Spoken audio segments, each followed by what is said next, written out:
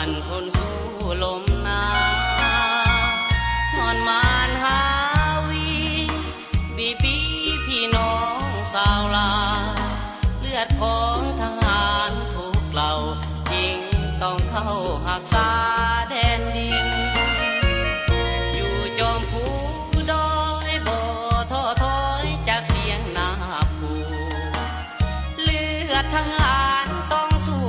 ถึงไผ่ลูกเขตน้ำแดงบ่ให้น้ำตาพี่น้องนั้นไหลล่วงลิ้นถึงเลือดทหารจะสิ้นบ่แผ่นดินเหล่านี้สิ้นมา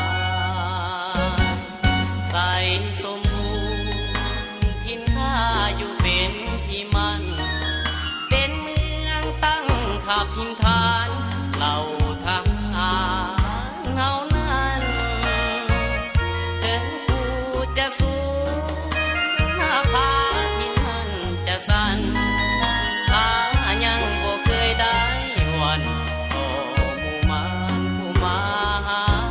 วีอยู่จอมภูผาลมพัดมาเมฆทั่วไหลผ่านลมฟ้าลมฝนหนาวปั่นหนาวยืนสั่นแทบสิ้นชีวิตต้องทนยอมตายให้หลายสายชาติสตรีเพื่อพื้นดินลาวเฮานี้สิ้นศัตรูผู้ที่หวังทอง